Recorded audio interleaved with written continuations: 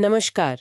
Competency framework for panchayat सचिव्स पर हमारी इस खास पॉडकास्ट सीरीज के चौथे एपिसोड में आपका स्वागत है। नमस्कार। पिछली बार हमने बात की थी पंचायत सचिवों के सोशल लीडरशिप पर, मतलब उनके सामाजिक नेतृत्व पर। हाँ, वो काफी अहम पहलू था। बिल्कुल।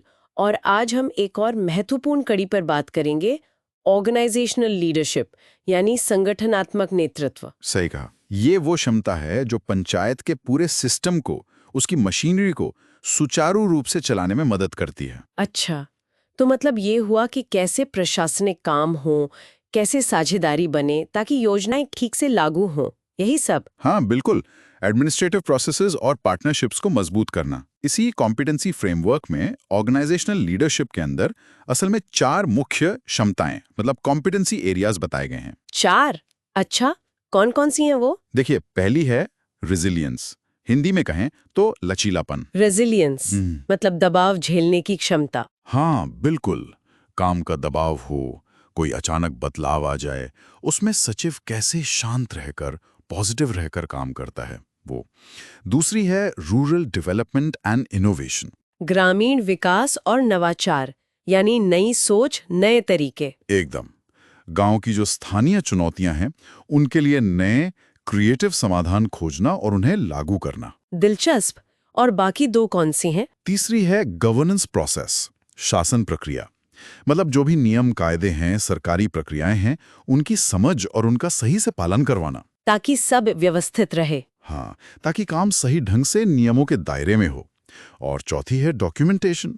डॉक्यूमेंटेशन यानी रिकॉर्ड वगैरह रखना। बिल्कुल, प्रलेखन। सारे कामों का सही रिकॉर्ड मेंटेन करना, रिपोर्ट्स तैयार करना, ये बहुत जरूरी है पारदर्शिता और जवाबदेही के लिए। तो ये चारों मिलकर संगठनात्मक नेतृत्व को मजबूत करते हैं। समझ गई। Resilience, rural development and innovation, governance process और डॉक्यूमेंटेशन।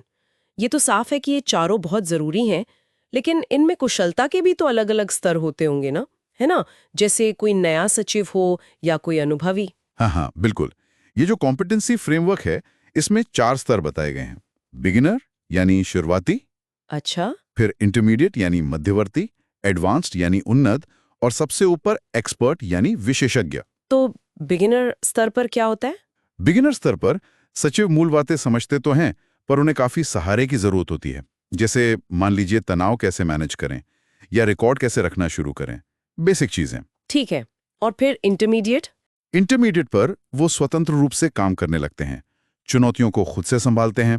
हो सकता है ई टूल्स का इस्तेमाल करना सीख जाएं, डेटा वगैरह देखने लगें, शासन की टाइमलाइन फॉलो करने लगते हैं।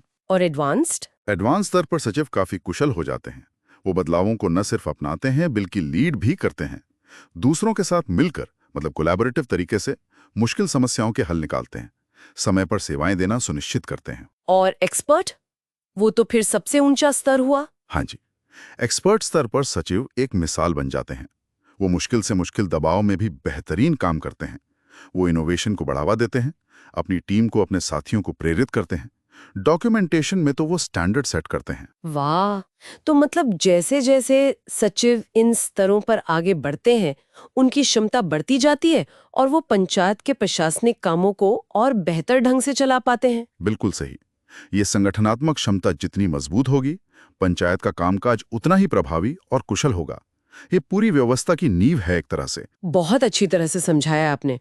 तो आज हमने पंचायत सचिवों के ऑर्गेनाइजेशनल लीडरशिप के इन अलग-अलग पहलुओं को समझा। जी। अगली कड़ी में हम इसी कॉम्पिटेंसी फ्रेमवर्क के एक और अहम हिस्से फाइनेंशियल लीडरशिप यानी वित्तीय नेतृत्व पर विस्तार से बात करेंगे। जरूर, वो भी बहुत महत्वपूर्ण विषय है।